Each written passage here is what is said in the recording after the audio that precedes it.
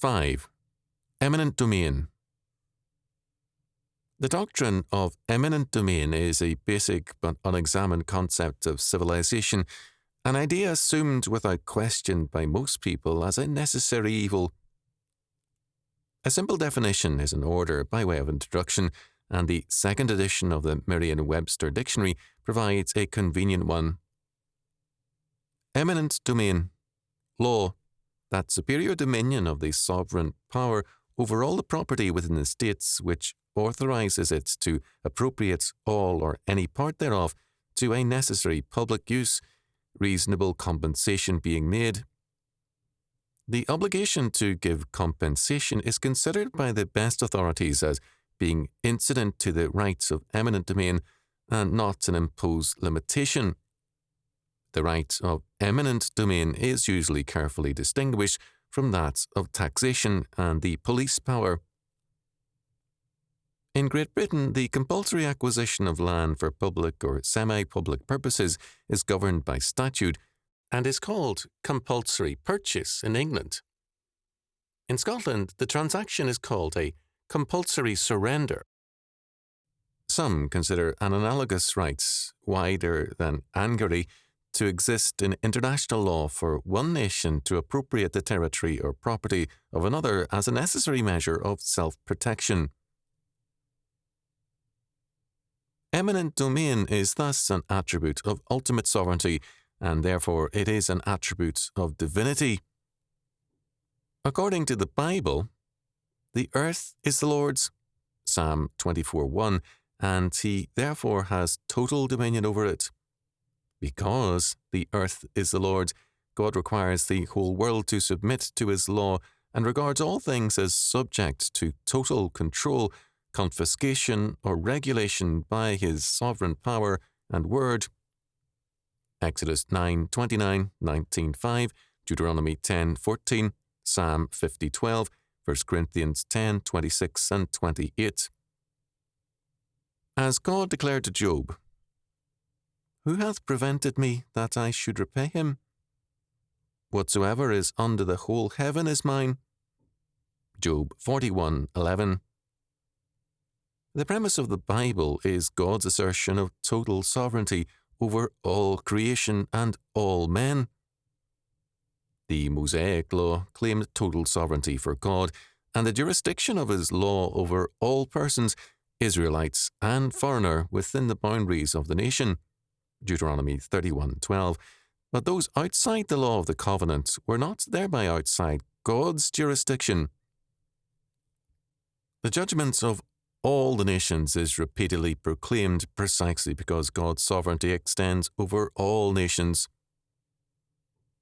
Under scriptural law, all property, the whole earth, belongs to God, who is the only owner of property in any ultimate and sovereign sense. Man holds title under God. In the biblical law, the state has no rights of eminent domain and no right to tax the land. It was impossible to dispossess men of their inheritance under the law of the Lord, as no taxes were levied against land. The tithe was God's tax, not a gift to God. The state was limited to a tax resembling the tithe, a tax on increase, not on the land itself.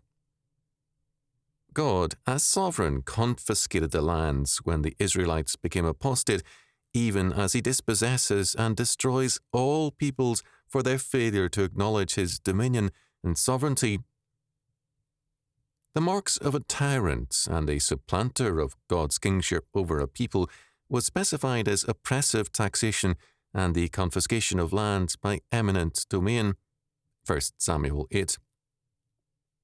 For the state to claim the right of eminent domain is therefore a claim to divine right. Eminent domain is not, as some jurists would hold, a pragmatic and necessary law, but a lively survival of the ancient claim to divinity by the state. The fact that people are not aware of the significance of eminent domain does not reduce its significance to the slightest degree. The state, in claiming eminent domain, is simply asserting sovereign power over all the property within the state, to cite Webster again, and compensation for such seized properties is incident to, but not an essential part of, the rights of eminent domain. And today, in the average American city, there are about 50 agencies which have the power to confiscate land. The right of eminent domain, then, is a divine right and power. Moreover, there are no degrees of divinity. Divinity is a total concept. A deity is either divine or he is not. He is either a god or he is not. Thus, when the state lays claim to divinity, it lays claim to a total power. The right of eminent domain ostensibly limits the state to the confiscation of properties necessary to the common good or to the public welfare. But the state is the judge of the common goods and public welfare, and so the power of eminent domain expands steadily towards the total possession by the states of all properties within the state.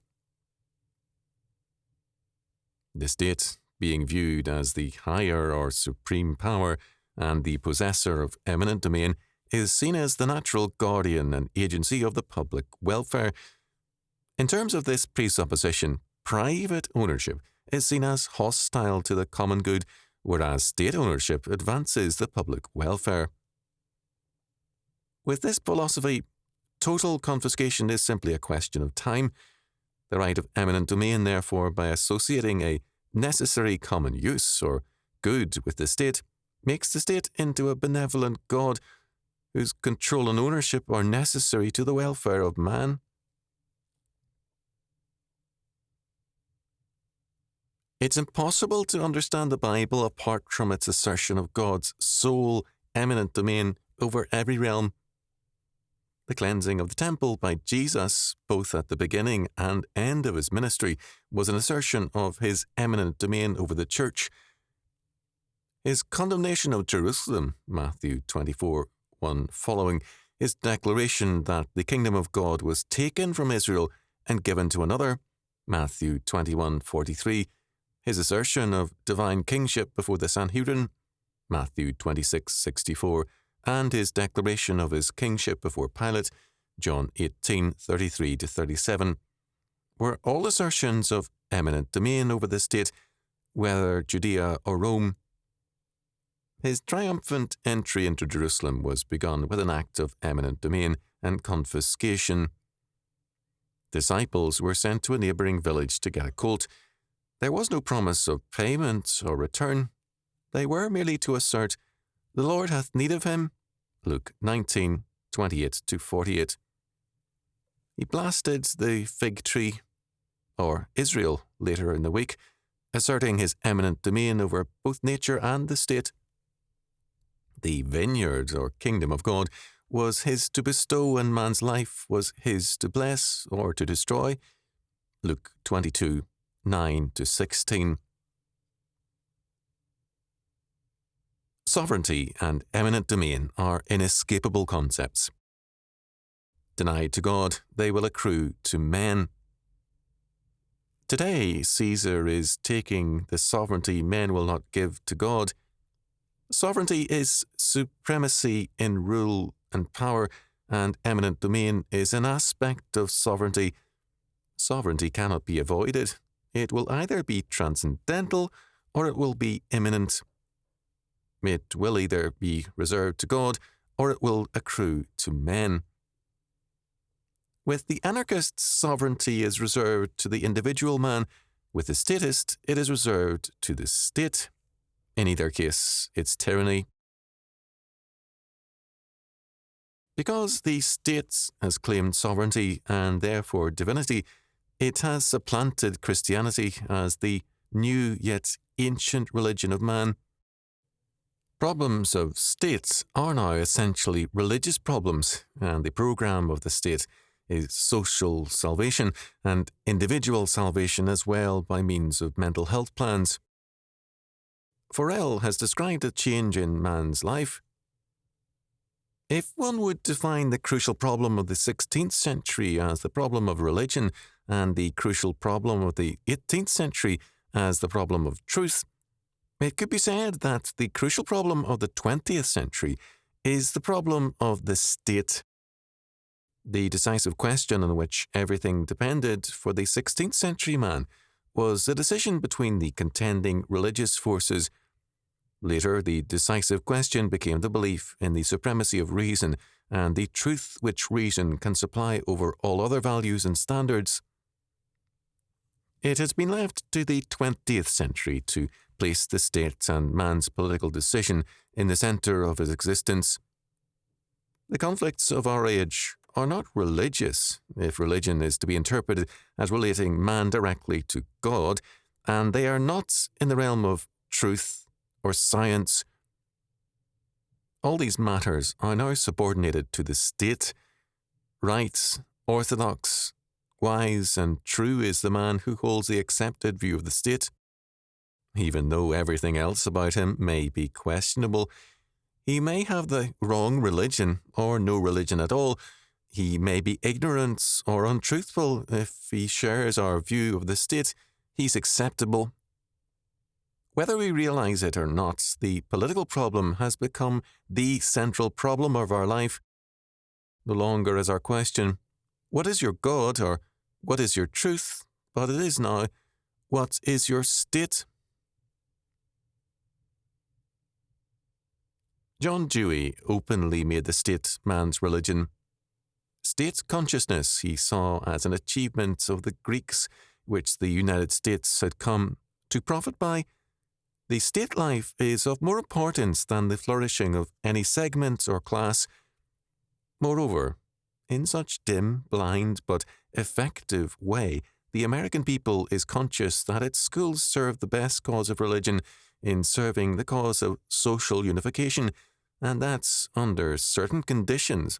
Schools are more religious in substance and in promise without any of the conventional badges and machinery of religious instruction that they could be in cultivating these forms at the expense of a state consciousness. For Dewey, state consciousness was the new form of God consciousness. Because the state has become the new form of man's Catholic religion, the purpose of the state, whether the United Nations, the Soviet Union, or the United States, has come to be man's salvation. Especially with World War I and thereafter, the state, in its warfare, as well as its legislation, came to be messianic. Historians delight in showing their contempt of Christianity by calling various past conflicts holy wars, usually with scant excuse. But certainly modern warfare has become holy warfare, and each new war a holy war to save mankind from some demonic forces, usually an opposing form of statism. The framers of the U.S. Constitution echoed the colonial American horror of human sovereignty and avoided entirely all reference to the concept as illegitimate. For them, sovereignty was an attribute of God, not the state. The return to the concept of state sovereignty is thus a rejection of the American heritage, as well as of the triune God. Because sovereignty is an inescapable concept, it is also an undiminishable concept. Total sovereignty always remains. Its locale is simply shifted as man's ultimate concern shifts from God to the state. The undiminished sovereignty remains. That undiminished sovereignty today stands in open manifestation in the form of the state. Man will either acknowledge the sovereignty and eminent domain of the triune God, or he will be compelled to bow down to the pseudo-sovereign state, with its claim to undiminished and total power. But whatever man or the state does, God's sovereignty remains, and men will meet him either as their king or as their judge.